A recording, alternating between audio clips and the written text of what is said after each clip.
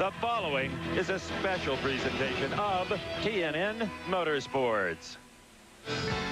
In the last decade, drag racing has grown with the breakneck pace of a top fuel dragster, because during the previous 10 years, 7 new venues took place on NHRA's Winston calendar.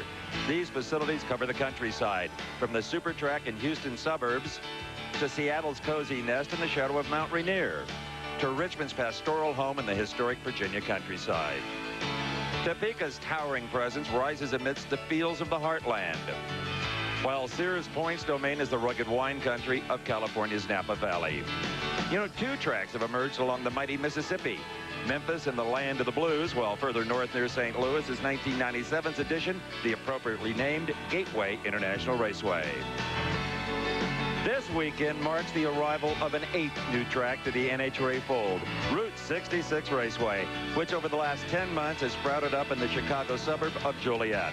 Lone star for motorsports in general and NHRA drag racing in particular, Chicagoland fans are celebrating. A magnificent effort by track owner Dale Coyne has taken a barren field and turned it into one of the most impressive racetracks in the world. And what better way to debut this stunning motorsports accomplishment than with the inaugural running of the Fram Route 66 Nationals here on the Nashville Network.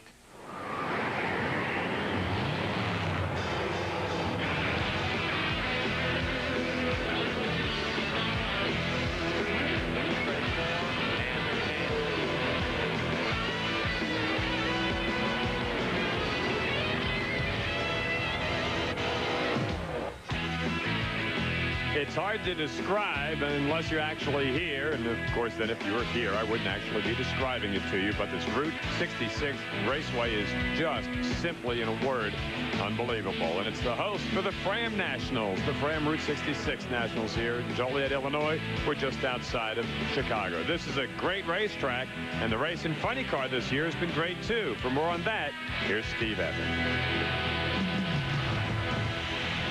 With an astounding 323.89 mile-per-hour speed in the funny car final 2 weeks ago in Englishtown, John Force laid claim to the official crown as the fastest man in drag racing. And Force is quick to credit his crew chief Austin Coyle for his stunning performance. For Coyle, a return to the Chicago area must bring back some memories from 3 decades ago, when he was the tuning genius behind the traveling thrill show known as the Chi-Town Hustler. Coming into the Windy City, Force has blown away the competition and sees the sizable lead in the Winston Point standings, with the next 5 drivers scrambling for runner-up scraps. Meanwhile, 7th through 10th place are caught up in their own closely fought battle. John Force and crew may have the fastest car in the history of drag racing, but they don't have the quickest funny car. And in the style of the old Chicagoland US 30 radio commercials, if John is going to be there on this Sunday, the top 3 are going to have to fall. And that includes Cruz Pedregon, another blistering 488 for the #1 spot. If the cruiser can control his starting line enthusiasm, that is the car to beat. Then there is Tim Wilkerson. How much time is going to go by before the John Costanza team gets their first ever win? Not much. It might even be today. And then there's Ron Capps and Don Prudhomme Z28 Camaro, qualified #3, a 2-time winner this year, always around to pick up the pieces. Have a nice day, John. One of the Chicago area's best-known fictional characters is Joliet Jake of the Blues Brothers. But this weekend, he may be replaced by Pro Stock's Joliet Jag of the Coughlin Brothers. The 27-year-old Coughlin has only competed in 11 Pro Stock events during his brief professional career. Yet he already has 2 wins in 3 career final rounds. His recent triumph at Englishtown has propelled him to 3rd in the Winston Point standings, hot on the heels of Jim Yates and chipping away at leader Warren Johnson. And don't forget, Jeggy took out both of those drivers in consecutive rounds in New Jersey, so the yellow car may have everyone else singing the blues before too long. And if you walk by the Coughlin pit, you just might hear the crew whistling a tune while they tune. They have good reason to be optimistic, with Jake belting out his best 2 weeks ago at Englishtown. Jim Yates, on a sour note, has not qualified for the 2nd time this year, in sharp contrast to Warren Johnson hitting a high note with his first-place qualification for the 5th time this year. He's followed by Bruce Allen in 2nd place, who was a surprise as he was expected to struggle, having not made the field twice in the last 3 events. A little over a month ago, Joe Amato was languishing in 5th place in NHRA's Winston point standings. But since then, he has become the terror of Top Fuel. 2 wins and 1 runner-up have propelled the 5-time champion onto the tail of early pace setter Corey McLenithan in the Winston points chase. But a wild card in the deck may be 3rd place Gary Scelzi. Gary is now back in the cockpit of last year's championship-winning chassis. Both he and tuner Alan Johnson are hoping to put the last 8 races behind them. To do that, Team Winston will have to come from the 7th qualifying position. Corey Mack, the point sitter, is qualified 4th. Everybody chasing Joe Amato. Go figure, huh? They're 455, good enough for the #1 qualifying spot. For the 4th time this season, they'll go after their 3rd win. David Grubnick, the upstart Australian, is in the #2 qualified spot with a solid 462. And then there's Eddie Hill. If consistency is a key here today, then watch out for the thrill. 4 runs consecutively in the 460s. He's actually got 5 dating back to Englishtown. And finally, kudos to the whole Route 66 Raceway staff for providing a racetrack that has yielded the quickest Top Fuel field in history. Now let's go upstairs and meet the guy who'll be calling all our action today, Bob Fry. Thank you, Dave. Thank you, Laura. Thank you, Steve. Thanks, everybody. And hi, I am Bob Fry, and we've got 2 hours of great racing action for you right here on TNN Motorsports. And we're going to take a look at some of the stuff that went on in Top Fuel in just a little bit.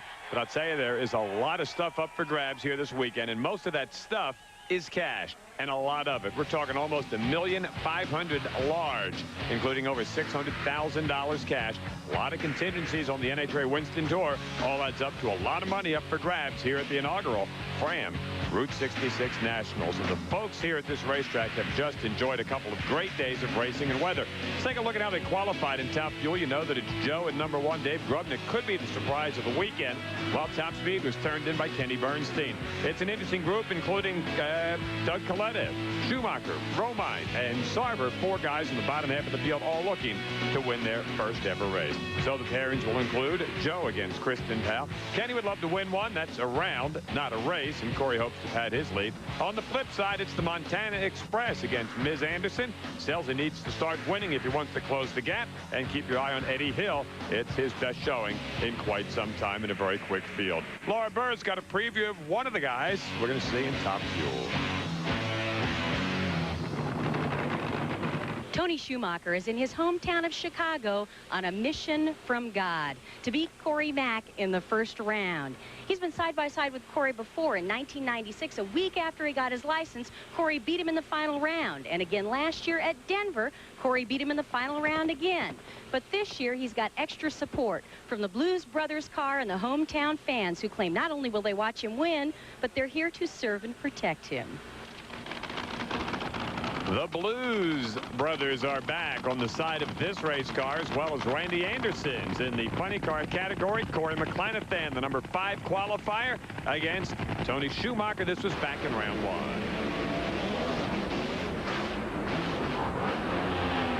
Say goodbye to your points leader. Early exit for Corey Mack, a big and emotional win for Tony Schumacher. We could hear Tony hooting and hollering coming around the turn. A win for the homeboy. That was fantastic, man. Especially with the Blues mobile here, you know. Chicago, Joliet, first race here. Being from the hometown, all my friends are here. That couldn't happen at a better day. This is great. Corey Mack's had me 3 or 4 times, 2 finals. I mean, he got me in my first race at Indy. He got me in another final. You know, and well, you just got him, buddy. I owed him. Yes. Isn't that a really neat fire suit that he had on? Shelly Anderson and David Grubnick. This is the Montana Express. He went to the finals at Gainesville earlier this season. Qualified brilliantly here in the #2 spot.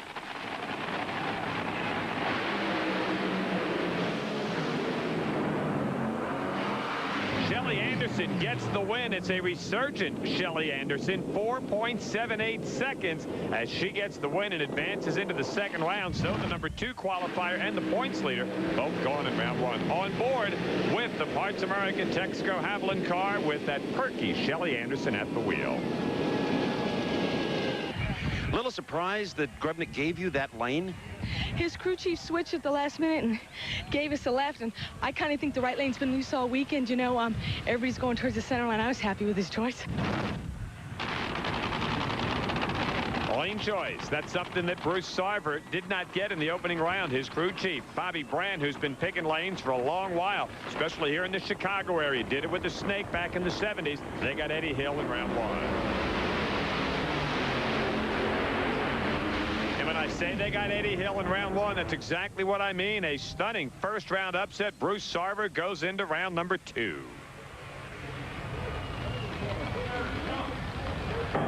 The Bakersfield Bullet, a 467 when almost nobody can go down a racetrack.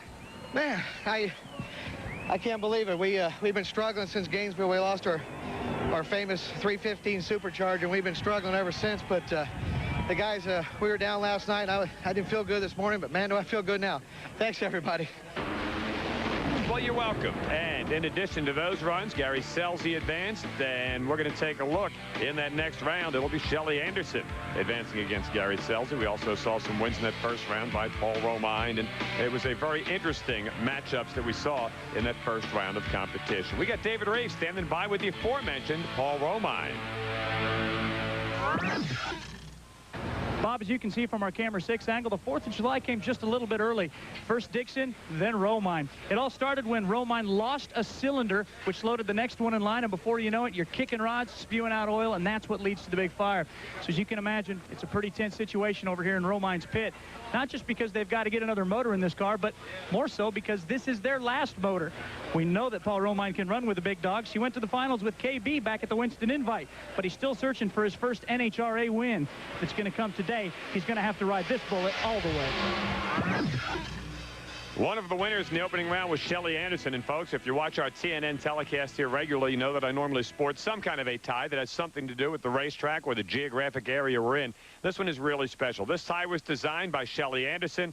Benefits for these ties that are sold at Sears go to Gilda's Club, an organization dedicated to helping folks with cancer. TNN's exclusive coverage of the inaugural. What a magnificent shot that is of the crowd packed in here for the inaugural running of the Fram Route 66 Nationals. And the Budweiser airship overhead taking some of these great shots. And the fans here over the last couple of days have been extremely knowledgeable, hanging in there for all of the racing from the lowest categories right up to the top fuel categories. Let's take a look at how they qualified in funny car. Cruise number 1 again. Force only number 4. Runner-up at E-Town. Jim Epler continues to do well. Second half will feature a driver who is dressed like the Blues Brothers. That's Randy Anderson, and one who reads or is featured in the Mad Magazine, and that's Jerry Tolliver. Freddie Neely just did get in at a 520. So Freddie Neely will be the first one to try on Cruise. Forrest, who employs one Pedregon, will try to beat another. Over there on the B side, among others, watch out for Chuck Etchel's Chevy and Whit Basemore's Ford. They both look very good here this weekend. Go back and take a look at some of that round number 1 action in the funny car category here at the Route 66 Nationals. Fram Route 66 Nationals. There it is, the Mad Magazine car. Drivers' chances are slimmer than they appear. That's what it says on the side. I don't write them, I just read them. Tim Wilkerson from down the road in Springfield, the John Costanza Institute of Technology car. Would love to win one here, as Steve said in the opening.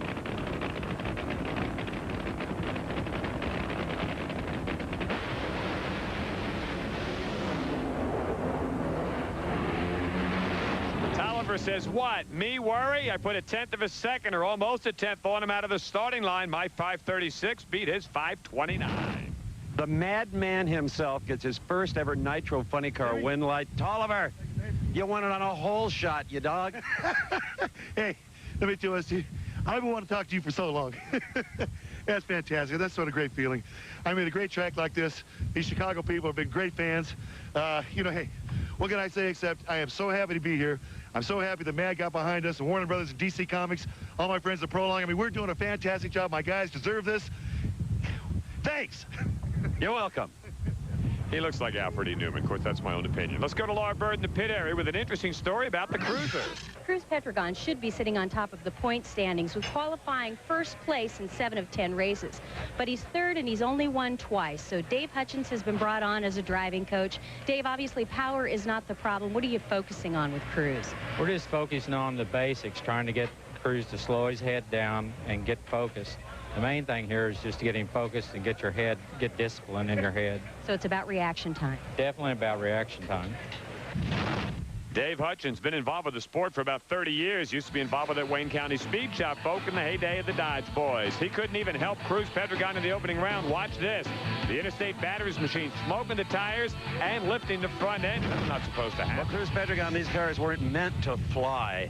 No, they really weren't. I was trying to feather it when I always planned if I do a wheel stand, pedal it when you go down, it's for a soft landing, but there was no doing that because I had no idea where I was. I didn't know if I was straight up and down or where, but the good thing is we didn't get disqualified, hit the wall or anything, but we'll get it fixed. Some front end damage. It is fixable. They've got a lot of folks working on that race car. John Force coming off that mind-numbing performance in Englishtown, qualified at 495 with the Castrol Ford. He's got Cruz's brother, Frank Pedregon, Big Jim Dunn's Johnny Lightning car in the opening round matchup.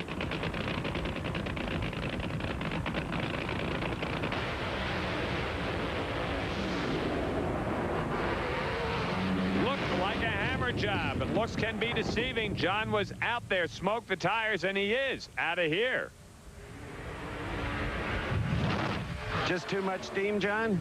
Yeah, just kind of one of them things. It got down there, it was trucking real good. I thought I was okay, and I didn't see him. I left on him. I didn't see him for a while, and then I went up and smoked, and I tried to get out of it and back because I didn't want to lose a race right there by getting over the center line. And right when I got back into it, he come around me. Doesn't make any difference when he comes around you. It's the wear. The finish line is the part you don't want anybody coming around you. The Matco Tool Special, Dean Scusa, a resurgent Whit Bazemore, running with Team Winston.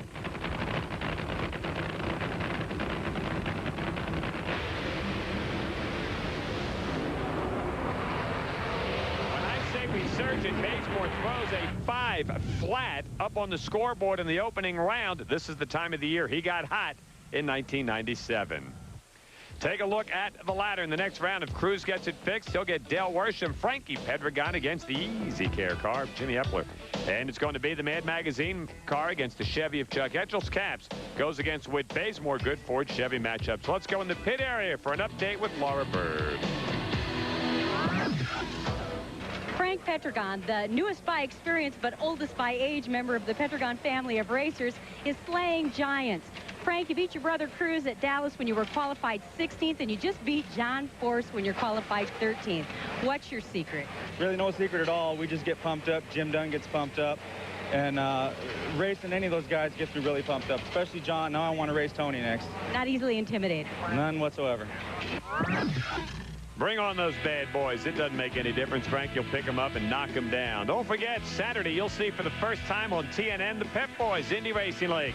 High speeds on the high banks. The True Value 500K from the Texas Motor Speedway. Check it out Saturday night, 9 Eastern, right here on TNN Motorsports. Look, they only got those 323 shirts printed for John Force. It's not where the bank is.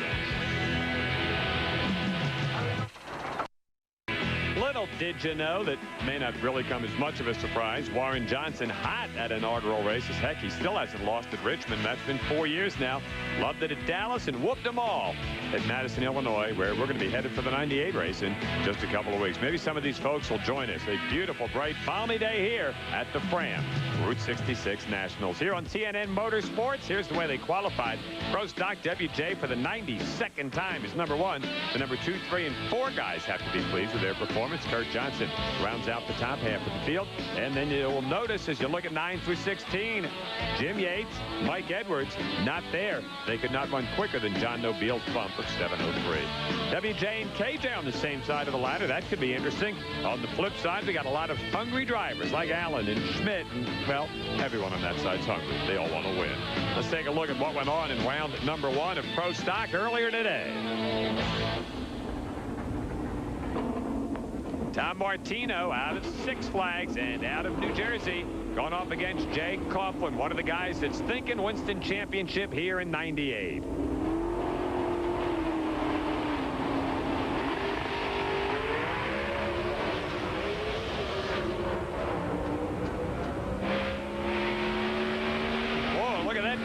Shake with the onboard camera. Maybe that shake's the reason why he lost to Martino 7:10 to a 7:11. Wow.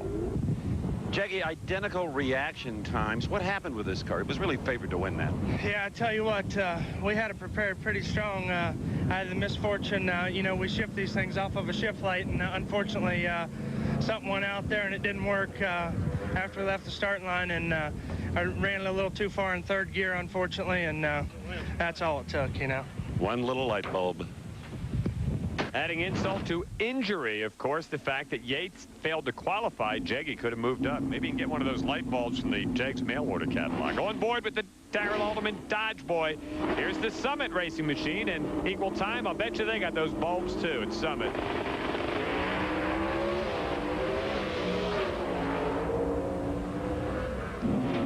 On board with the Mopar, you see the Cowboys slowly fade in the west or the north or wherever that way is. Anyway, he's headed back and headed to round 2. Woo! You know, Steve, we ran really good Friday night. Struggled a little bit yesterday, but for all the guys at the shop that have really been working their butts off, and for the guys on the road, man, our Summit Racing Pontiac on its way back. Is there a better lane of the two? We like the left lane. It seems a little smoother for our car, and I think it's a little, maybe a little bit more stickier right now, and our car sure likes going down it. Stickier is what you need. Woo! Summit! Especially more stickier. David Reef's got more pro stockers. David? For the second time in as many national events, Greg Anderson has qualified for a race. 2 weeks ago in Englishtown, he also got his first round win when he beat Mike Thomas on a hole shot.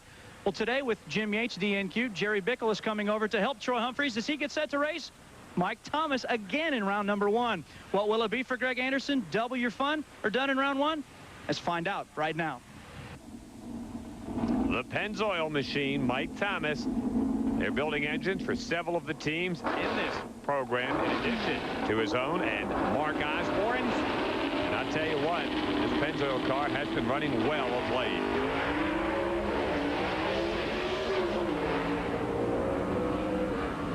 Thomas at the top end, a little bit too much horsepower. He takes out Greg Anderson. Good effort, 7:03 Thomas, 7:10 for Anderson, but he is gone. In addition to the runs we showed you, WJ advanced. He'll take on the Kid, and Troy Coughlin did advance over Scott Jeffrion. On the flip side of the ladder, the winners included, in addition to Martino, Bruce Allen, the Outlaw, and it will be Thomas and Osborne going at it. Good matchup coming up right there. Updating the pits with Warren. Here's Stevie. On a blustery day, Warren Johnson had a comparatively easy win in round number 1, a 7-flat victory over John Nobile. That 7-flat was the best elapsed time of the round. But Warren, let me ask you, what about this wind? It is whipping. Well, the wind, it's not too bad when it's a tailwind, but as you approach the finish line, it starts turning on the track, and it's a crosswind. It's coming from right or from left to right, and the cars in the right-hand lane, it'll tend to get them loose because it'll hit that wall, go over the left lane, and get the cars in the right lane. So I got lane choice, and there's not a real discernible difference as far as track surface is concerned. I'll put the other car in the right. That will be your son, Kurt. No deals, right? No deals. Never have been. And never will be. Hey, don't forget, for daily helping a racing romance and Roscoe P. Coltrane, don't miss the Dukes of Hazzard. See it weekdays at 5 Eastern right here on America's Country Home, TNN. Now, wait a minute. Laura Bird specifically said that these were fictional characters earlier in the show. I know that she said that. Wonder if they're available for my daughter's wedding next year. Hey, guys, I'll call you after the show. Top Fuel dragsters are an absolute assault on the senses just watching them. The ground quakes, the shock waves send shivers through your body, the nitro nuzzles your nose and eyes, the tire smoke fogs in the starting line. Aren't they great? And round 2's coming up.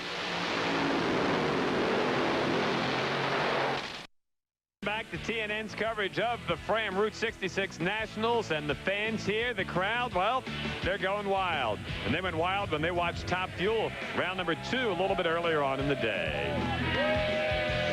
It was going to be Paul Romine against Tony Schumacher. Schumacher in that Blues Brothers outfit, but he had problems on the burnout. He broke, was not able to answer the bell. A free shot. Clayton Harris sends his driver, Paul Romine, in the CarQuest car down the racetrack for a solo run. Did you see that thing shake? Well, you need at least one lucky round. That's the old adage in drag racing. They got a lucky one there as he gets to go into the semifinals and doesn't even have to pack the parachute. Nobody celebrates winning more than Paul Romine, and you don't much care how it happens. I'm going to tell you what, I'd rather be lucky than good all day, and that's what we got to be today. We got one motor that's in the car, and we needed that one. We needed that one bad. Save those parts. Well, that's all you're allowed to use is one motor in the car there. Just thought I would tell those guys that. On board, Kenny Bernstein's Budweiser King, Louis the Lizard hanging on, saying, hey, you think we can beat the little ferret over in the other lane? Come on, let's go get him, boys.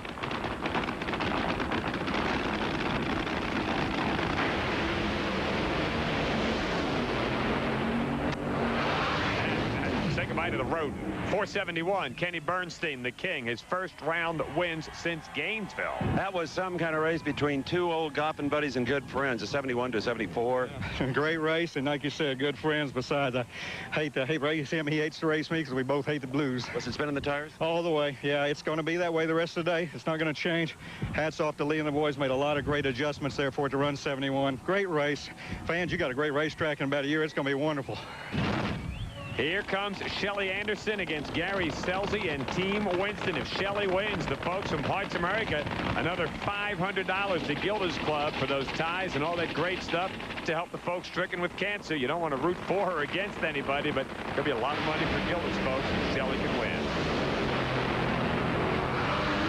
It was not to be as Gary Scelzi goes to the semifinals for the 4th race in a row. Team Winston's doing well.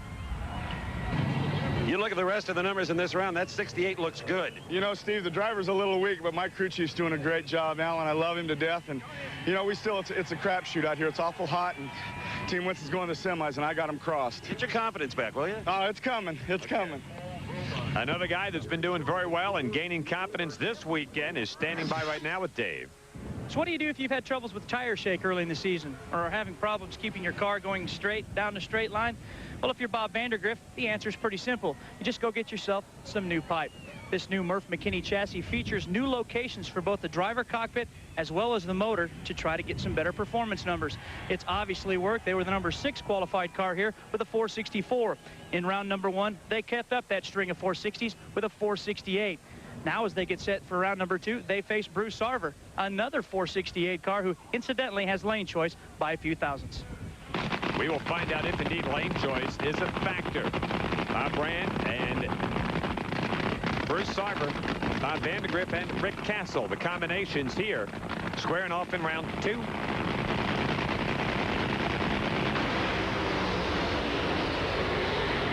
This baby's over early. Look at that. Vandergriff pitches a lower belt after Sarver smokes the tires, and Vandergriff doesn't look like he's getting lane choice, but he's coming back for the semifinals here in Top Fuel Eliminator. So congrats to our winners in that round, and some of the folks over getting a close-up look at some of the cars that may or may not still be in competition. I know, but I can't tell you because that would give it all away. Let's take a look at those semifinal matchups. It'll be Scelzi against Vandergriff, and as advertised, Scelzi gets lane choice. Bobby V's been running well with the Jersey's car this weekend. And how about Paul Romine and Bernstein, a rematch of the Winston Invitational? In case you've forgotten, Kenny won that one and pocketed $100,000. You know, we're here at Route 66. Remember that old great TV show that starred George Maharis and Martin Milner and the Blues Brothers? Well, I lied about the Blues Brothers. We decided we'd ask a lot of guys if they watched that show, and if not, what was their favorite TV show when they were growing up. You know, you think you're kidding, but Route 66 was one of my favorites. I mean, can you imagine the life of having a Corvette with a convertible going all over the country, looking at all the beautiful women and having a great time? Absolutely. I watched it all the time. Also, I grew up in Lubbock, Texas, and Amarillo is only 100 miles north, and Route 66 goes right through Amarillo, Texas. So we were quite conditioned to Route 66. The championship chase. It's coast to coast. Bull runs, driving the lane, keeping up the pace, and plenty of fast breaks.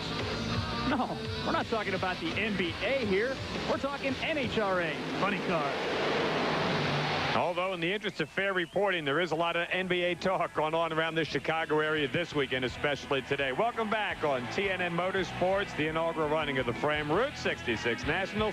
Let's go back and take a look at some of the highlights. Round 2, fuel funny cars. Hey, it looks like Cruz and the gang got it back together. The Interstate Batteries Hot Rod Magazine car to take on Dale Worsham. Didn't qualify at the last race. Ran in the 4s 2 races ago. Which car and driver would show up here at the Fram Route 66 National? Wouldn't make a lot of difference since Cruiser smoked him. How about Dale Worsham gets the win at 5.11, goes to the semifinals. Dale, on this racetrack right now, you kind of need to check some of your power at the door. You don't need it all. I'll tell you what, you're not kidding there. This racetrack here, it's hot out. You know, it's slippery. The cars spin the tires hard, but checker shucks Cragen. Pontiac went down there. Everybody from Felpro, this is their hometown race. I wish them good luck. Seems to be everybody's hometown race. 5'11", kid. Hey, as nice as this track is, everybody's going to start claiming it as their home track or hometown. Look at Cruz, strikes the tires, another early exit. He's got to be plenty dejected. He's usually got the best car in the ballpark, just hasn't been able to win.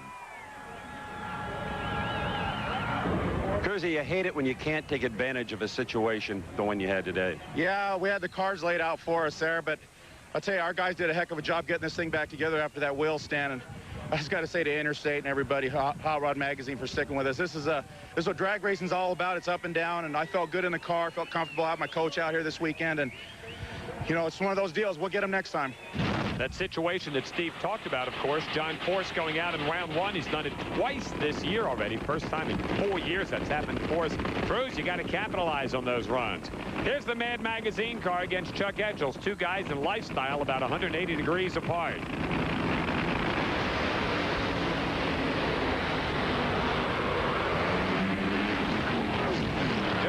In the Mad Magazine car right now, it's about time that you should start to worry. Chuck's the winner. Good old Ford Chevrolet matchup, just like in the old days here in Chicago area. It's the Copenhagen Chevrolet rolling along, backs away. Ron Capps the wheelman. Whit Bazemore, Team Winston Ford. This baby is flat running here this weekend.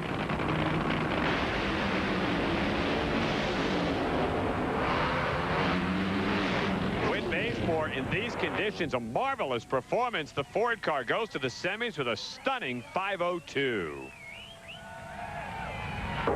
But not only is this car really coming around at 502, but you're driving with a lot of confidence up there. Well, yeah, you know, it's Team Winston. We've had a tough year. We're a bunch of angry guys, let me tell you, because, you know, Steve, we started the year, we thought, after last season, we're a clinch for this Winston championship. Just kidding. But, you know, it's been tough, and we're hungry, and the team's working well, the car's working well, and I'm just trying to do my part in this game. Indeed. Hey, Whit, I think you look like one of those Blues Brothers we saw earlier. Just kidding, Whit. Frank Pendragon, the Jim Dunn Johnny Lightning car, stunning first-round upset winner, taking on the Easy Care car of Jim Epler, finalist 2 weeks ago at E-Town.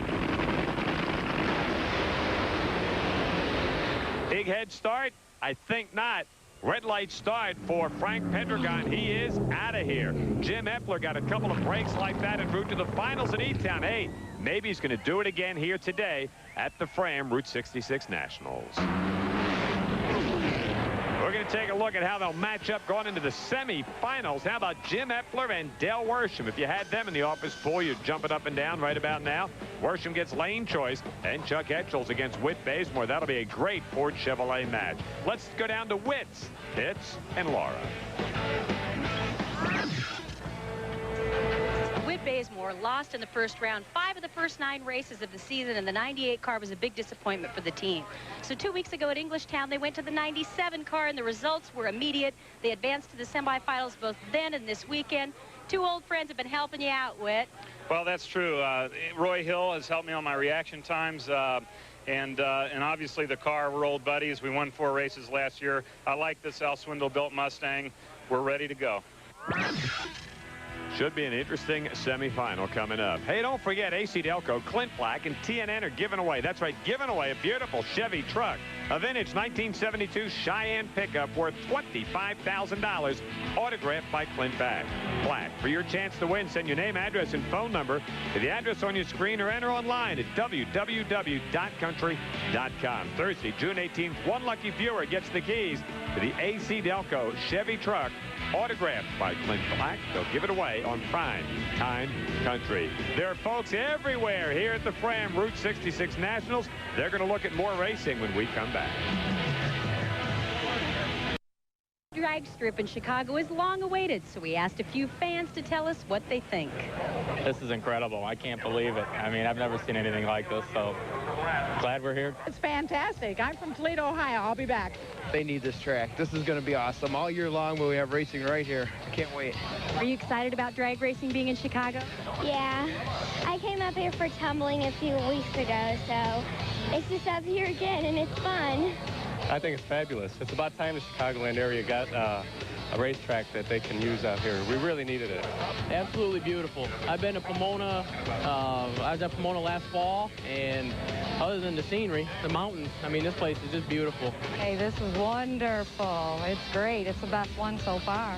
This must be exciting for you. Oh, it is. You know, it's something new. It's first one around this area, so I come to see that like everybody else. I like that one little kid. I came here for tumbling. You know, you'd be surprised how many people we have that are into both tumbling and NHRA drag racing. It's an amazing crossover audience. Let's go back and take a look at some of the stuff that went on in Pro Stock. Round number 2. There's that Jegs mail order car. This is Troy Coughlin, not Jeg at the wheel this time. Whoa, baby, the Summit car in the other lane. Mark Powell, little bragging rights, both out of Ohio, both in the mail order business. The Pontiac and the Oldsmobile. Troy Coughlin, by the way, earlier in the day, picked up his first round win of the season. The Cowboy qualified top half of the field. He is looking good.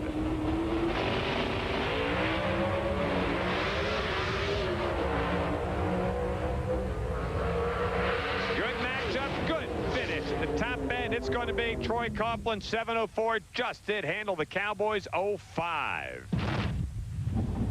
Here's the outlaw, Bruce Allen. What a great qualifying effort this weekend for the Rare and Morrison team. Showing the vagaries of Pro Stock. They've been to the finals. They've also not qualified. Tommy Martino's been on a roller coaster ride this year, and I guess it's only fitting since he's sponsored by Six Flags.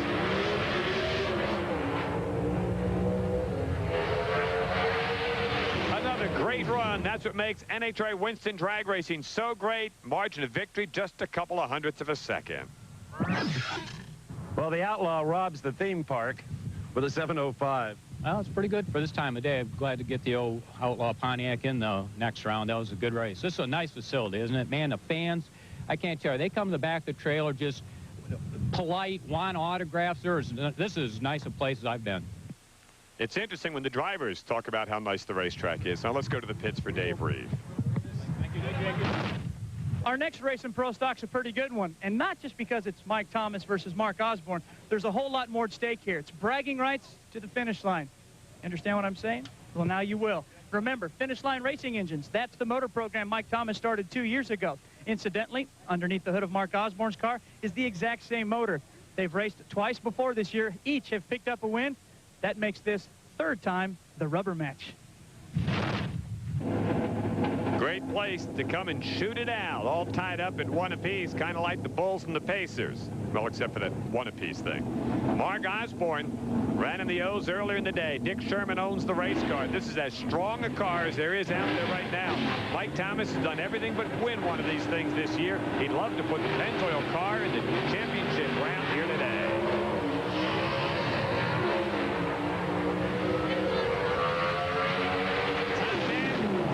Runs him down, gets the win with a 7:03 to Mark Osborne's close 7:06.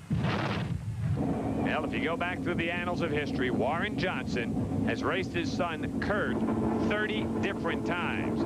Warren has beaten up on him 21 times. The AC Delco Chevrolet of Kurt Johnson coming off that big $50,000 Pro Stock Challenge win in E-Town. See if he can punch out the old man.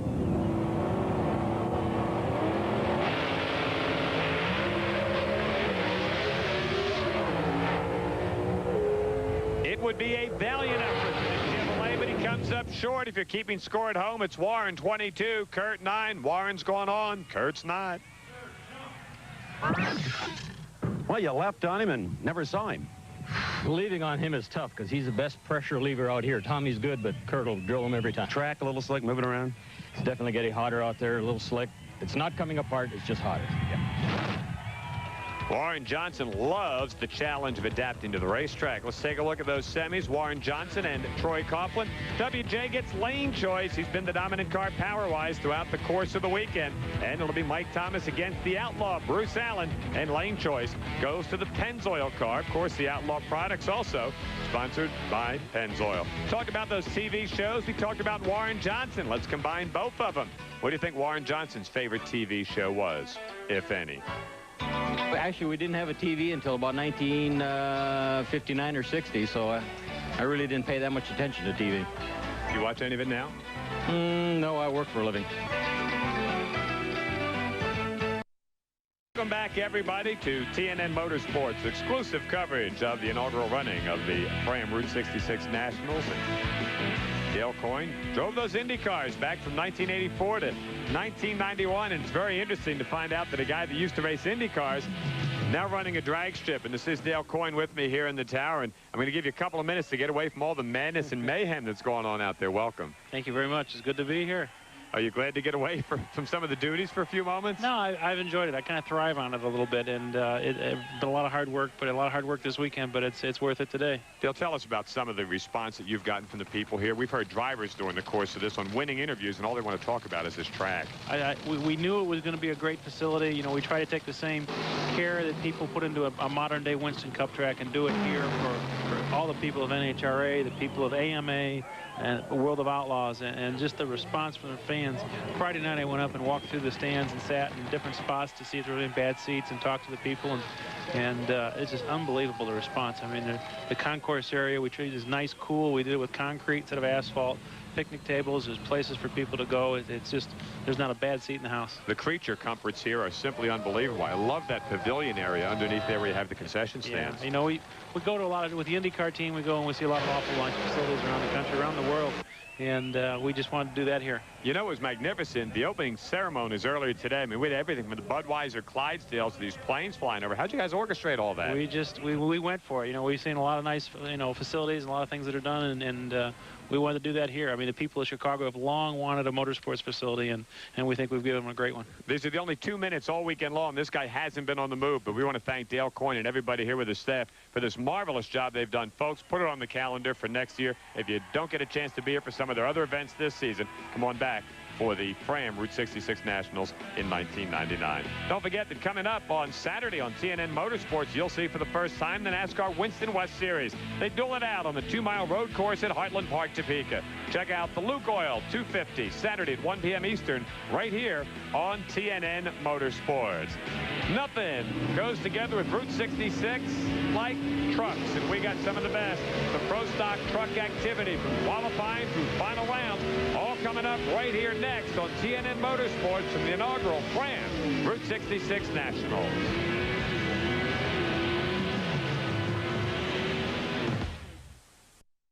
TNN Motorsports. A drag racing purist has to love NHRA's new Pro Stock truck category. After all, the driver looks like he's racing, throwing through the gears instead of shifting with the push of a button like on Grandpa's Plymouth. A fan also has to love the battle of the brands as the bow tie squares off with the blue oval and the 5-pointed star. Win on Sunday and sell on Monday, just like in the golden days. Currently, Larry Kopp is the top trucker as the pickups take the off-ramp to Route 66 Raceway. Hey, man, I used to push buttons there. Wow. The folks here at Route 66 love the trucks, and wait a minute, it's not a Pro Stock truck. It was closed anyway. Larry Kopp would take on Sandra Sykes, one of those Ford Chevy matchups that Laura talked about. There are some of the other matchups. How about Ronnie Sachs made it into the field here? John Langenfelder might be the odds-on favorite to scoot through that side, but don't tell that to Henderson and Nickens, because those Dodge trucks on that side of the ladder are dynamite. Let's take a look at some of the highlights from back in round number 1. It's the Jerry Haas Tabasco truck on the far side. That's Brad Jeter up, and Bob Piniella Jr. His dad, Bob Piniella, has been around Winston drag racing for the better part of 30 years. Marvelous vehicles all. But in this particular round, it would not be quite enough. Piniella at 786. Brad Jeter gets the win. In the next pair, this is Jerry Haas, the guy that has built most of these Chevy S10 trucks and a lot of the others. Todd Patterson for the Dodge boys in the far lane.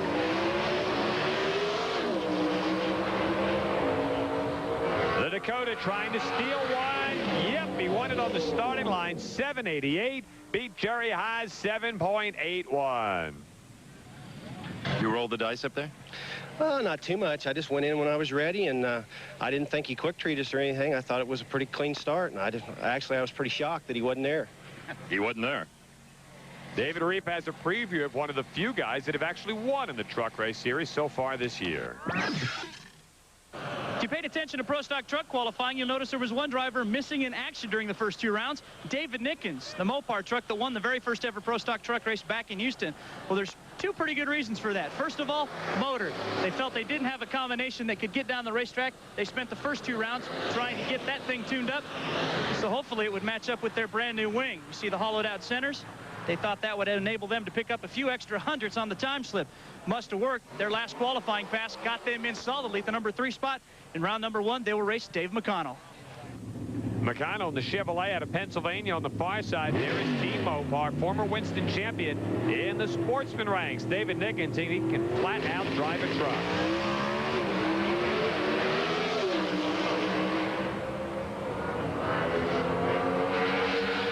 Overcomes a McConnell hole shot, gets the win, 781 to a 795. Too much power for David Nickens. Well, David, you gunned him down with a 781, but tell me about cutting out the rear spoiler. Well, we've been working with Jerry Bickle a little bit, and it seems to have a little bit of effect on the speed, and we think it's helped us a little bit, and we're just doing a little experiment. Nobody really knows what the trucks want yet, and we're working on it, the truck, just as hard as we are the engine program. Apparently it didn't want that much downforce. Wow. David Nickens did not get in until that last-ditch effort, as David said. Kopp and Jeter, Tidwell and Patterson, very good matchups. Ronnie Sox broke on the starting line of the opener. Lingenfelder did advance. He's got Henderson, and Nickens will take on the quiet, soft-spoken Randy Daniels and his Chevrolet. Coming into round 2 of Pro Stock truck eliminations, we have a David and Goliath story, with Randy Daniels playing the part of David. But it'll take more than a rock and a sling to bring down his opponent, David Nickens, who beat him in the final round at Houston, the first race of the season, and is driving a factory-sponsored Mopar. Randy and his dad, Garley, are a self-financed 2-man team. But they say they're hungry, they're ready to go rounds, and they're confident. Great crowd on hand here, as we've mentioned all throughout the course of the weekend, that the Pro Stock trucks have been doing a marvelous job. And, of course, we got finals coming up pretty soon, some semis and all that good action coming up here on TNN Motorsports from the inaugural running of the Fram Route 66 Nationals. You really can't imagine what this venue is like. Get on the phone Monday and start ordering your tickets for the 1999 race. It is going to be a standing room only crowd.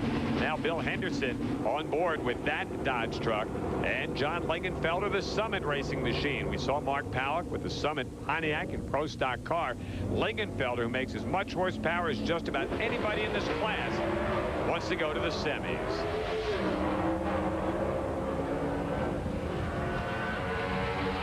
Dive right at the quarter-mile mark. Got him. Henderson, 794.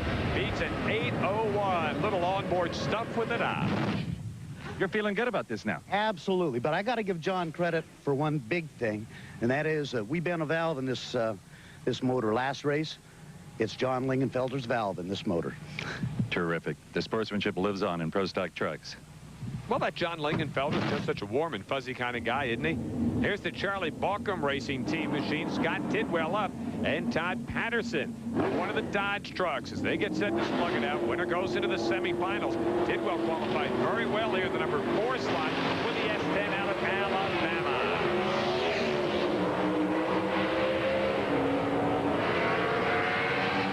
Tidwell by about that much. His 787 beat Todd Patterson's very close 790. You know, Scott, it's like they always say, just keep going rounds, and sooner or later you'll win one. Yeah, we're trying. Our crew's working real hard. They've really been trying hard, Steve. They really deserve something here, but we got a tough one right here, I think. They're all tough when you get down to the semifinals. Yep, it would be David Nickens taking on Randy Daniels. Randy's dad, Garley, a former Winston champ, top eliminator category, where he used to run against and beat up on, sometimes, David Nickens.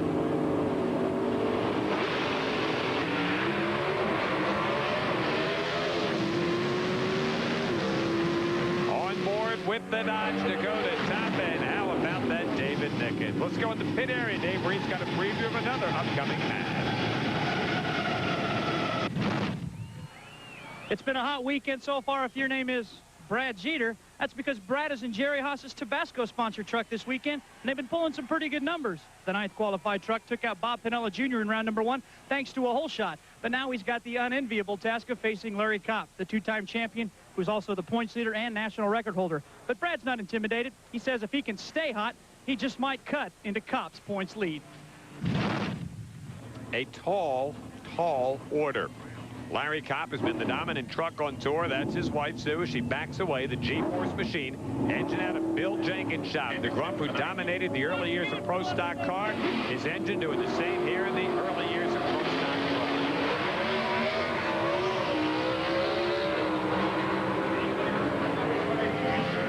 Jeter almost perfect out of the gate, and Larry Kopp just had enough Jenkins power to run him down. 776 beats Jeter's 787. Wow. Good run for Larry Kopp. Let's take a look at the way they will match up in the semifinals. Hey, everybody, get my kicks? Oh, you know how it goes. Nickens and Bill Henderson, that's an all Dodge affair.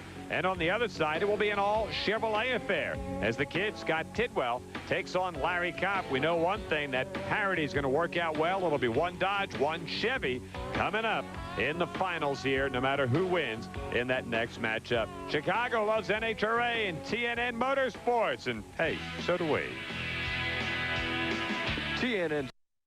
If my long-departed Texas uncles could see NHRA's Pro Stock trucks, they'd be flabbergasted. Where's the gun rack? Where do you put the dogs? No mud flaps, neckers, knobs, or trailer hitches. They're all gone on some good riddance. These are the trucks of the new millennium. Oh, man, he's the best. Way to go, Steve. That really does sum it up. Welcome back on TNN Motorsports, the inaugural Fram Route 66 Nationals at this gorgeous Route 66 Raceway. Let's back and take a look at what happened in semifinals. Now, remember, the Pro Stock trucks qualified Thursday and Friday. They had their eliminations on Saturday. On board with Team Mopar, the Dodge Dakota of Bill Henderson. Very tough customer here in the other lane, David Nickens. As I mentioned, the parity. When they set it out, NHRA designed to have Chevys and Fords and Dodges all kind of dealing from the same deck. It's going to work out just the way they planned. One Dodge will be in the final, one Chevy. And the Dodge is going to be Henderson, 791. He won it because something wacky happened to David Nickens on the line. You know, you had more power than Mr. Henderson, but you just can't sit there at the starting line, David. I'm telling you, Steve, it's a tough deal up there, and you just got to do your job, and he did a great job, and I'm happy for him. He did a real good job, and at least we got a Mopar in the finals, and, you know, we just got to get our act together and do a little bit better job and try to close the gap on these guys. I watched him race in the sportsman category for years. I can't remember the last time I saw David Nickens have a reaction time like that on the starting line. He'll be back. It would be Mr. Tidwell and Kopp, the Chevrolet. Who's going to get Henderson in the finals?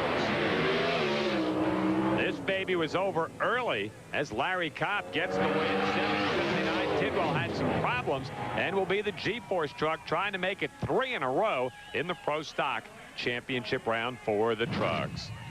So it's the bow ties and the Dodge Dakotas duking it out here at the Fram Route 66 Nationals. And I want to tell you, on Saturday, the folks were just going wild for these trucks. Larry Kopp and Bill Henderson, it will be their first meeting here in Pro Stock Truck, although they did meet several times over the past couple of years in the old competition eliminator category. Great competitors. Good rivalry, and this was the final yesterday afternoon. Again on board with Bill Henderson's Mopar truck, the 98 Dodge Dakota. He's got Larry Kopp. David Nickens won the first race down in Texas. Kopp has won the last two and has been, in the interest of fair reporting, the dominant single truck on race day.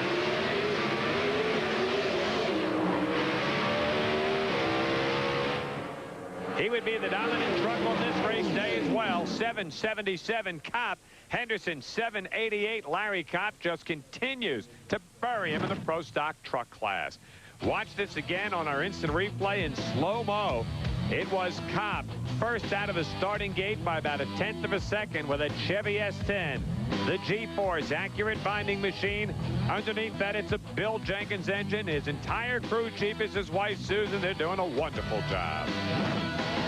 Hallelujah. Hallelujah. For Larry Kopp, it's another win, a bigger points lead, another Winston hat, another trophy for Miss Winston Jackie Beck. Appreciate it. Thank you. And you won it with 3 sevens. I just can't believe it. I just got to thank Rick and Tommy Roth from Accurate Binding. They're my major partner sponsors, and I got to thank them. I just can't believe this is happening. It's unbelievable. Congratulations to Larry Kopp. You know, we were talking about TV shows. Let's find out what Corey Mack used to watch when he was a kid. You know, he's probably the kind of guy that used to tune in for that old Mr. Wizard show. What do you think? I was a big Gilligan's Island fan. I mean, I just love that show. That, and I'm still a big MASH fan, and all the old stuff. Funny thing is, I still watch them now. 38500. Order now. Welcome back to TNN Motorsports exclusive coverage of the inaugural Fram Route 66 Nationals. Route 66 Raceway right outside of the Windy City where they're jamming because it's the Pacers and their Bulls coming up tonight. Boy, the drivers absolutely love this racetrack. As we mentioned, let's find out what some of them had to say in particular. Gary Scelzi, what do you think of this new racetrack? I got one word, glass. Smooth as glass. It's awesome. It's one of a kind, and it's like an echo chamber out there. Really enjoy it. It's unbelievable. You know, Billy Myers started the whole thing at one step, and then they've taken it to another one here in Chicago. It's a beautiful operation. I'm still at awe. The arena that they have surrounding the start line is the best view in the world of a drag strip. It's like the Sphinx or something. You pull up and your hair just kind of stands up and it just takes your breath away. It's amazing. I'm glad to be part of it. I can't hardly describe it in words, except it's the most fantastic facility in the United States of America that the NHRA Winston Drag Racing Tour goes to. Second to none. Absolutely perfect. Every detail to the nth degree. I've walked it. I've looked at it in every way, and it's perfect. Well, Eddie Hill thinks it's perfect, too. After 460 qualifying runs, I thought the Pennzoil car was going to shred this field today. Well, we looked so good. I mean, 4 of them back-to-back, you know, with the worst run, 469 or whatever, and just looked like it was going to be our day. You just picked a bad time to run a 470. His 470 would have beat anybody else in that first round. You've been racing since your teens. Motorcycles, boats, cars. What keeps you coming back year after year? Well, the ride is a hoot, you know. I mean, those G's are good. I've always been a G freak, and we're getting awful good rides now in the 460s and 312 on that run. And the fans act like they just love us, and they keep us coming back. There's a rumor that you might retire next year. Your fans aren't ready for that, are you? No, not next year. No way. Still a lot of life left in you. How do you stay in such great shape besides chasing Earthy around trying to keep up with her? Well, I have to work out a lot more than I used to. You know, 6 or 8 years ago, I had to start doing a physical routine, and so I work at it pretty hard. You're going to win more than one race this year, I predict. Well, I sure hope so for our sake. Let's go to the Pro Stock pits and Dave Reef. Steve, as you know, there are only 3 Pro Stock Camaros out here, but there's only one of them that is really doing a great job qualifying, and that's Kurt Johnson. How has the transition, Kurt, been to the Z28? It's not been real bad, Dave. You know, we cut the body off the old Firebird we had, put a Camaro body on, expected to hit it right off the bat at the Winter Nationals, like we finished the World Finals with a win, but things haven't seemed to pan out the way we thought the first couple races, new crew and all. It's taken some time to adjust, but the AC Delco Camaro's coming around right now. It's real consistent. We qualified 1 at Englishtown. Things will be all right. Now let's go back and talk about some of your childhood experiences from Minnesota. It's quite possible that if you weren't racing today, you're going to be an ophthalmologist? Well, I looked at lifestyle, you know, what it took to have the lifestyle that I wanted at that time, and a good friend of ours, ophthalmologist back in Minnesota, you know, had a boat on the lake, nice house, good-looking girlfriend, the whole ball of wax, and I thought, well, that could be me someday, but drag racing didn't blossom into what it is today at that time, and right now I think I got a better lifestyle than that. I got a great wife, family, whole ball of wax. Connor, a year and a half old right now. They're expecting another one, so that should come sometime in July. Laura?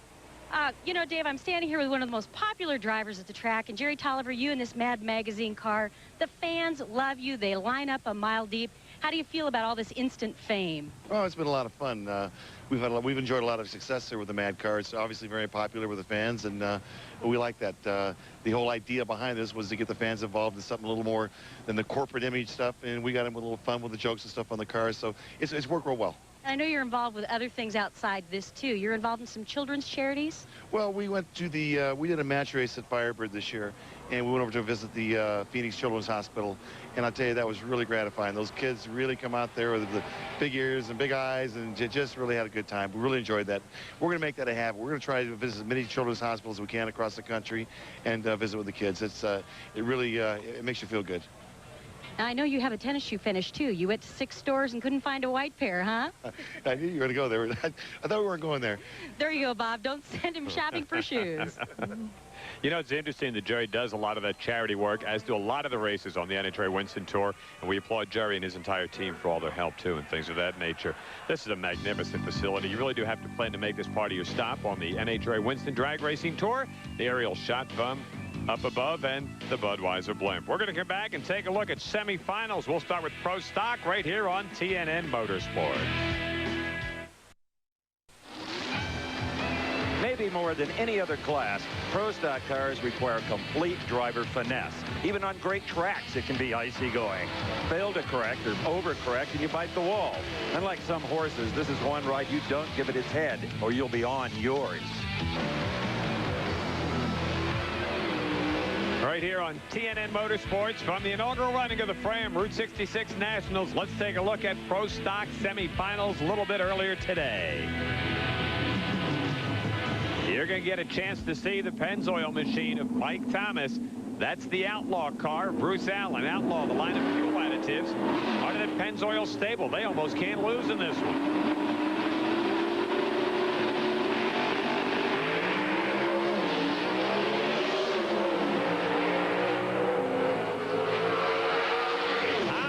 Top end by a nose 7:01 gets the win to a 7:04. Continually great competition in NHRA Winston Pro Stock. Here he is, the big guy, Warren Johnson. He gets this black Pontiac on a roll. There's nobody that can stop him. Troy Coughlin, the latest one to try. WJ in the near lane.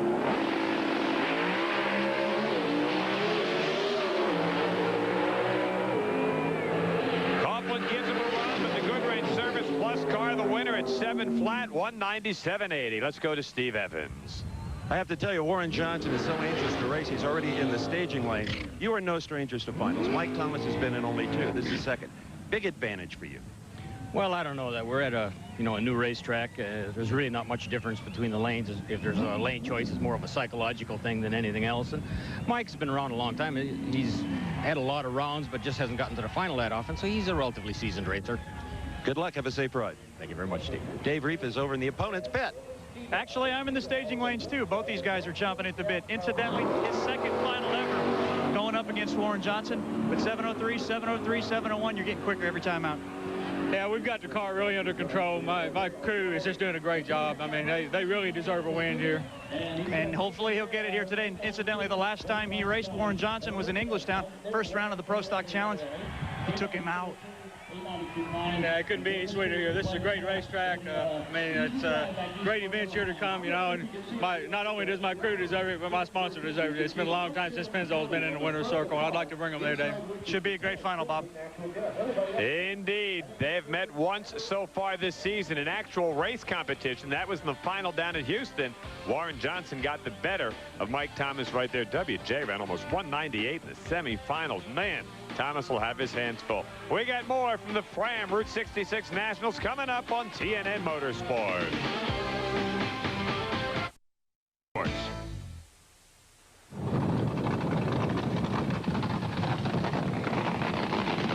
Part of this massive standing room only one-day record crowd at the Fram Route 66 Nationals, enjoying the racing and the racetrack. A lot of great folks. You got to start them early, Get to be like John Force fans or Warren Johnson fans real early. Let's go back and take a look at the semifinals in the funny car category. And it's a final 4 you probably wouldn't have picked. Epler and Worsham. Jim Epler's got the Easy Care car, trying to go to his second final in a row. He did it in Englishtown. Dale Worsham hasn't been this far since Seattle of '97. The Checkers, Shucks, Craig, and Carlos running well. For Epler, his storybook ride comes to an end in the semis. And how about that Worsham kid? 5:06, he's gone to the finals. Tim Richards, the crew chief on the Kendall Super Winch. Mama Rosa Pizza, Chevrolet backs away. Chuck Etchels and the Leathers. It's Team Winston and Ford and Whit Bazemore Classic. Good old Chicago-style shooting. Well, Etchels must have been firing blanks in this shootout. Bazemore, oh, baby, 496 at 3:02. Let's go down to David Reeve. And, Bob, that was the only 4-second pass in eliminations. Incidentally, he had an 8:88 60-foot time, and that is outstanding. You guys are catching on. Well, yeah, it looks good on paper, but to be honest, we were pretty lucky. I mean, the car came this close to smoking the tires. We ran that 4, but we made up that ET. We made all that ET in the first 60 feet, and that's not the place to do it. So, you know, we've tried to calm the car down a little bit, but for the final, it's going to be a good race with Dell. We're chomping at the bit to get going here. I guarantee you something else, too, Steve Evans. He's not taking that young man lightly. He better not. And Dell, he is pumped up. Hasn't been in a final in 5 years. How much of this is this new victory-built race car? I think it's a lot of it's in the race car because it's making consistent runs. It's going straight. You know, the car, it just does the same thing and repeats, and that's the one thing we've been missing. Now you have to repeat. Absolutely. We just got to go out and do the best we can for our track. Good friend of mine, Ray Alley, told me, he says, just run as good as you can. Don't try and chase them down because it's all you can do. Have fun. Bob Fry? Dale Worsham is just such a neat kid, a good old Southern California boy looking to win his first in a long while here. And it wouldn't surprise you the season that Dell's had. They haven't met yet, but he has looked good in 2 out of the last 3 races. He's in that Krager 4-second club. It'll be a great ride. Let's take a look at what a lot of the drivers used to watch when they were kids, sitting at home in front of the old TV. Guys? I wasn't much of a TV watcher to start with. Little Rascals, Batman, I Love Lucy. Those are the things that I like. Gumby. That was about the only thing I ever watched, and that's my nickname. They ran a story on it, and that's when everyone's calling me out here. Let's see, what would I have watched on TV? What was it that made you like Gumby? That was the only show. It was either Gumby or That Girl. Jackie Gleason, The Honeymooners. Of course, they were before my time, but I liked that. I liked Gunsmoke. Movies, Rawhide. Rolling, rolling, rolling. Keep those doggies rolling. I can't even remember what was on. I wasn't that much into TV. Three Stooges. Loved them. Favorite shows, Leave It to Beaver was one of them. I used to watch that when I'd get out of school in the afternoons. And Star Trek, Jackie Gleason, wrestling. Wrestling was neat then. What would be another good thing? I think Roadrunner. You know, I was always into racing, always into speed, always into trying to chase somebody. So I think watching them guys in the desert like that was always exciting. I think my favorite show was watching our race car go down the racetrack. I can't remember anything about it anymore. Too old.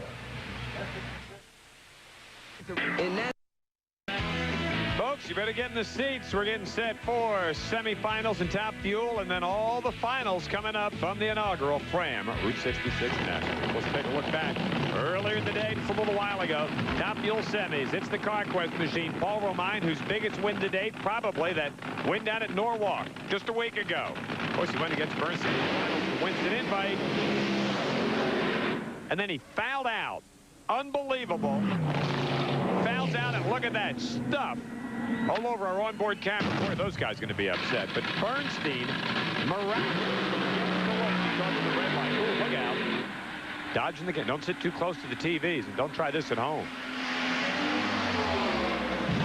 Kenny Bernstein absolutely got a lucky break right there. And, of course, they have all the good stuff in the parts. They'll be back. Team Winston, Gary Scelzi going off against Bob Vandergrift Jr., the Jersey's activewear machine, looking to have his biggest day at the races in quite some while. Vandergrift belches a motor. He runs a 5.0, but Scelzi gets the win with a sizzling 470, and by a bunch, he gets lane choice. David's with him. And Bob, they're getting on a roll at a good time. They've gone to their 4th consecutive semifinal this week, but more importantly, Gary, it's your first final since the World Finals last year. This couldn't have come at a better time. No, you know what, Team Winston, we've had a lot of problems over these last few months, and we started to get back on a roll a little bit. We broke out the old car, and, man, I'll tell you what, Alan's doing a heck of a job, and so are the guys. We need to pull this one off. Well, on paper, Steve Evans, this would favor Gary Scelzi, but you know these things aren't done on paper. They're settled on the track. Absolutely, and as you fans saw, KB kaboomed one in the semis. How big was the thrash? It was top to bottom, Steve. New blower all the way down to new block and everything. It hurt it pretty good. Pretty good rivalry between you and Scelzi. Yeah, there's getting to be one, obviously. I think it's been there for a while, but it's pretty intense right now. It'll be a tough game. They're a great race team. We just hope the Bud King and Louis can come through for us. Louis the Lizard, strap in. We're about ready. You got it, man. Bob? It is getting to be a great rivalry. They've only met once so far this season. That was down in Dallas, and Scelzi got the win down there. But they've met 10 times in Gary Scelzi's brief driving career, and Scelzi has beaten Bernstein 8 of those 10 times. Bernstein and Louis hoping to change things around coming up in the finals. Sunday. Don't forget, coming up tonight on TNN Outdoors, due to the live coverage of the Fram Route 66 Nationals, Quest for Adventure, Hank Parker Outdoors, one more cast, and Bassmaster will be seen at special times tonight, all starting at 9 p.m. Well, we've taken a look at trucks and funny cars and top fuelers and pro stock cars. All that leaves are the bikes. Some say there's nothing like the open road. Wind blowing through your hair, 2 wheels, and no inhibitions. But then again, they've never ridden pro stock motorcycle. It's a totally different kind of Sunday drive. The Pro Bike Finals are coming your way next.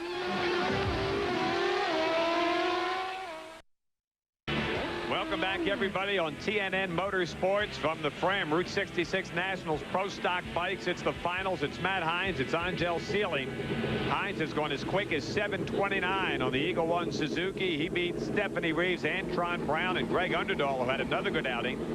And in the semifinals, this lady on Team Winston had a perfect reaction time to take out John Smith. She would like to start a sweep for Team Winston, something they have never done. Pro stock bike, top fuel, funny car.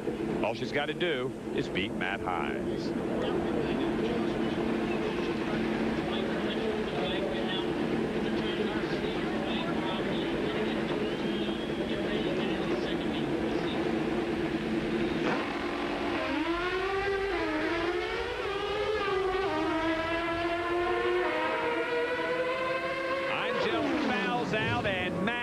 Runs 7:29 at 184 miles an hour.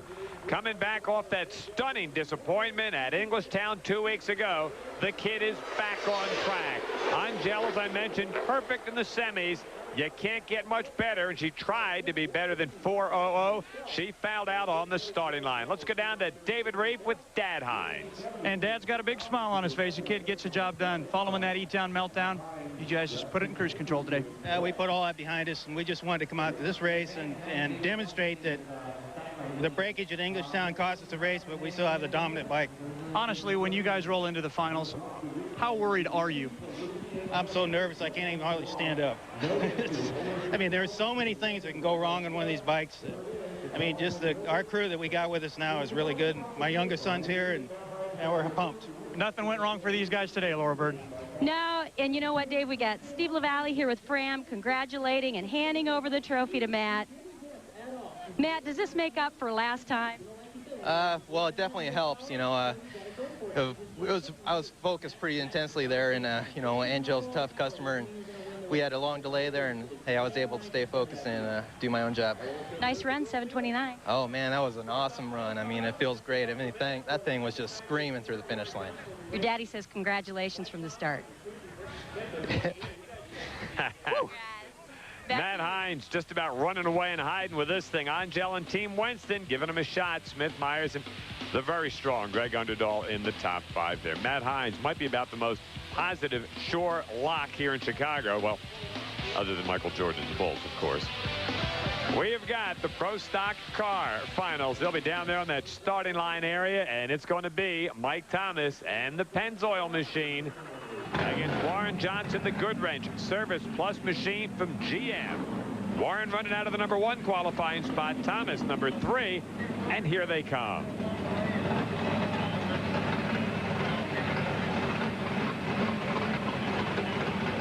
WJ with lane choice. He has been, like Matt Hines in the bike, the dominant car here on race day.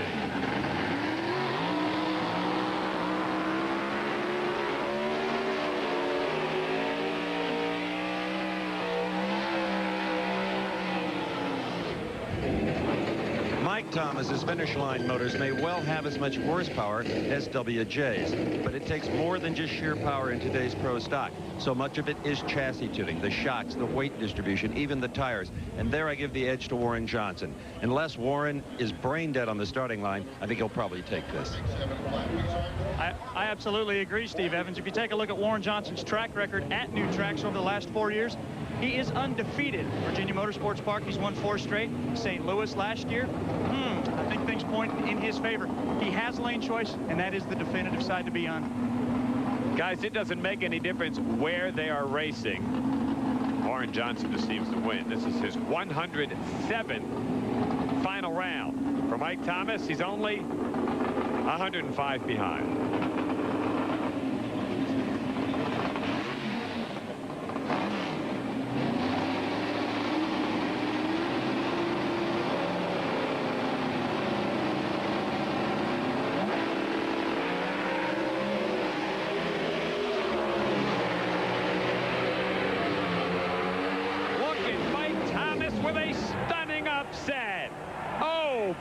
He ran him down.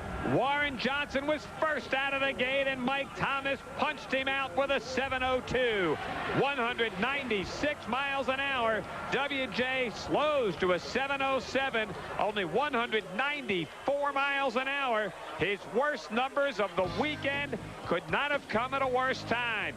Mike Thomas in the Pennzoil car down there now saying, hey, Fry, Warren might have won 68 races. I've won one. I might be 67 behind, but I'm gaining. How about that? His own engine program finally pays off. WJ left first. I thought that was a death warrant for Mike Thomas.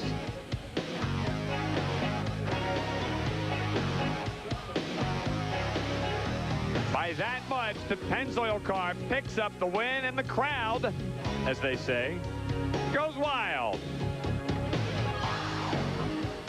And they ought to. That first one's got to be really sweet. Steve?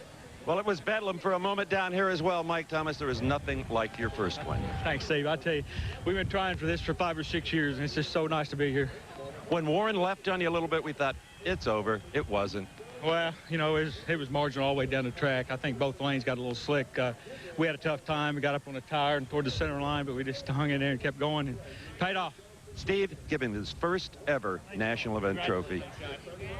Boy, he'll cherish that one, Bob Fry. Congratulations to Mike Thomas and the Pennzoil guys, and congratulations to them for bringing that engine program in. Well, Warren put a little distance between himself and Yates and Coughlin. Osborne in the 4-hole, and KJ with that Chevrolet hanging right there in the top 5. Ooh, that gives you goosebumps watching a guy win his first race like that, especially when you can kind of run down Warren Johnson. Fuel Funny cars are on the launch pad getting set for the finals. There's no John Force. There is a Whit Bazemore. There is a Del Worsham. There is a TNN Motorsports. We'll all get together in just a moment for the finals.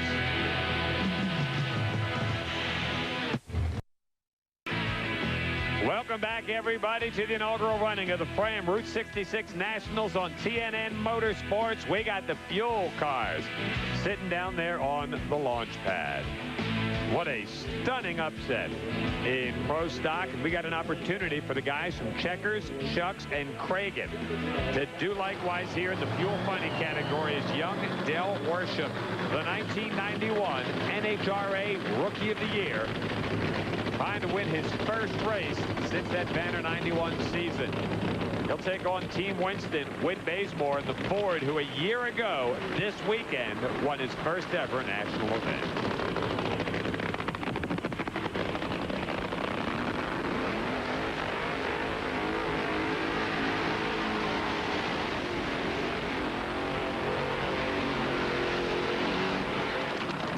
One of the trends of funny cars have been fighting all day is smoking the tires at the far end of the racetrack. I got a chance to talk to Chuck Worsham to see what he's going to do to try to combat that. They say they're going to try to speed that car up between 200 and 600 foot into the run to keep the car from spinning. It's been a day of destiny so far, so what the heck? I think Del Worsham's got a pretty good shot here, Steve. Indeed he does. If you look at the numbers from the previous rounds, you'd have to give the edge to Whit Bazemore. But if you'd done that in Pro Stock, you'd give him the edge to Warren Johnson. I certainly did. The one thing I worry about, I love Del Worsham. He's such a great kid that back in the staging lanes, he was so pumped up he was actually trembling. I hope he can just compose himself, Bob. Steve, I know you and I both missed that call badly on Pro Stock. I mean, Warren was out first and got run down. This one should be a very interesting run. Whit's got to make a run for the championship, and if he's going to do it, he needs to win this one. And what a rebound it would be for Del Worsham. This team didn't even make the cut a week ago. They joined the Castrol 4-second club 2 weekends ago, 2 races ago down in Dallas. This ought to be a great race here. Somebody's going to pick up their first win of the year here at the Fram Route 66 Nationals.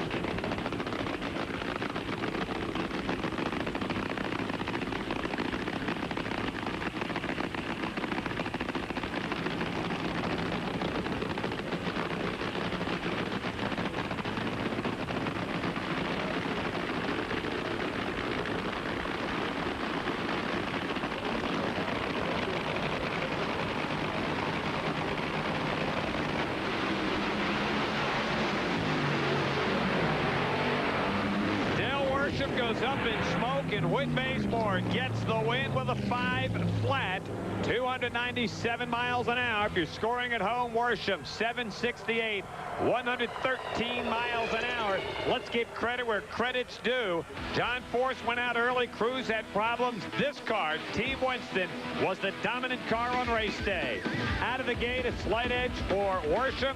Up in smoke goes his car and his chances for the win. Whit Bazemore wins for the first time since Indy of 1997.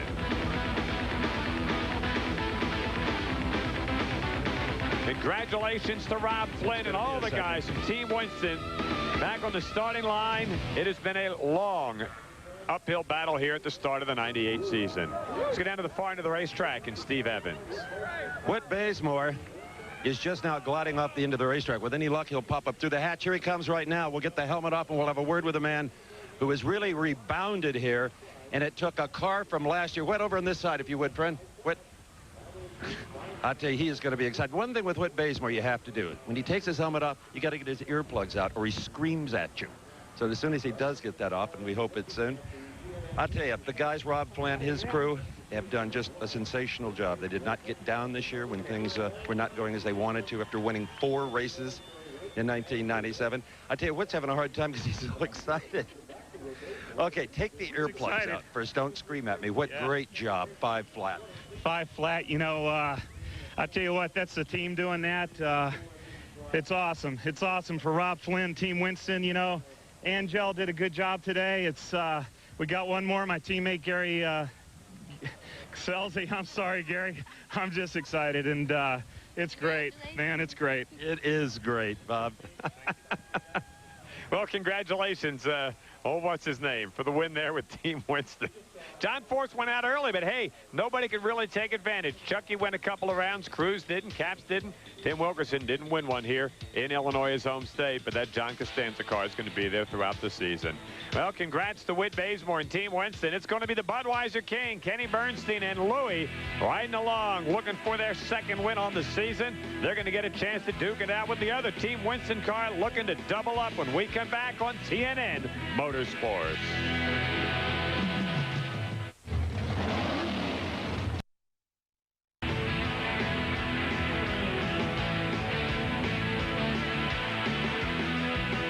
It's almost sad, but these Fram Route 66 Nationals are about to come to an end. I say sad because it has been a little piece of history here at this marvelous new racetrack. And the final run will be the Budweiser King, Kenny Bernstein, going off against Team Winston's Gary Selzy, the last 2 Winston Top Fuel champs. Bernstein in 96, Selzy in 97.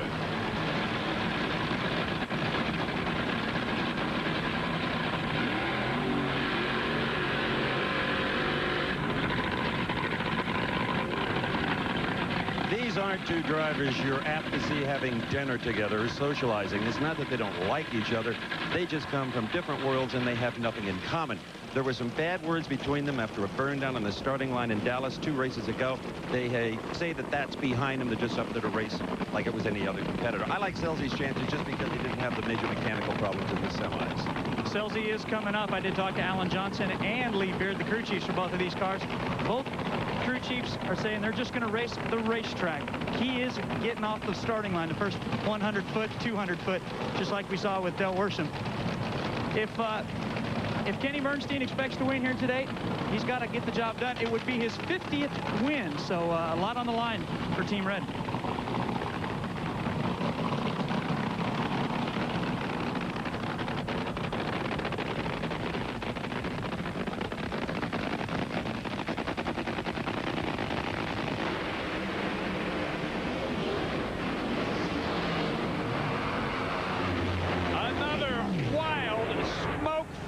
Top Fuel final, and Kenny Bernstein gets the win at 5.58 smoky seconds, 265 miles an hour.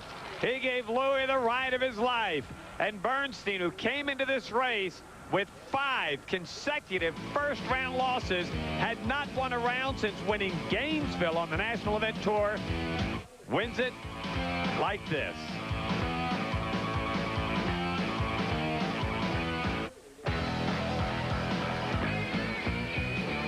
From another angle, it still looks like the Bud King out in front, and Kenny Bernstein with his second win on the season.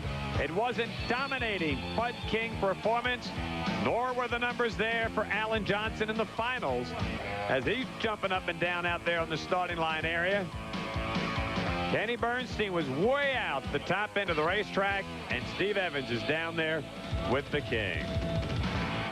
Well, Kenny Bernstein, apparently you won that. It was a wild one. Apparently there was some controversy in the tower, but I'm going to say you won it because it looked to me like you did. That would be Kenny's 50th win, as Dave Reef said. Steve LaValle from Fram, an old pal of yours, with the trophy as Kenny gets his hat off. That was like the days in Caddo Mills when you first started your Top Fuel career, smoking the tires. It wasn't pretty, Steve, that's for sure, but boy, we're just tickled to win anytime. I don't know what the controversy would be at all.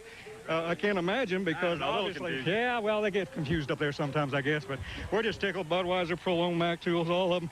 Borla, I can't stand it for Borla, champion, those people. My two buddies back there I took the $50 for last week on the golf. That was your gallon of gas. That was Skip and Mike. We appreciate it. Bagwell, all the guys up there, August the 4th, LeBron, you name it, you guys, this one's for you. And Karen, darling, Winston, we're happy. Enjoy that fermented malt beverage, Bob. The controversy came because the wind light out there on the track actually came on Gary Selzy's side of the track. That's why I saw the Team Winston guys celebrating. Corey Mack went out early. Joe couldn't take advantage. Selzy makes a move. Mike Dunn and Jim Head, who did not qualify, round out the top 5. Congratulations again to Mike Thomas. The Pennzoil Pro Stockers are Mopar High Performer of the race for beating Warren Johnson on the racetrack and for winning his first NHRA Winston Championship event. It has been a great weekend. The area that gave us Mr. Norman, the Chi-Town and Gary Dyer, is now giving us the best racetrack on tour. Let's take a look back at history. A look back at the inaugural Fram Route 66 Nationals.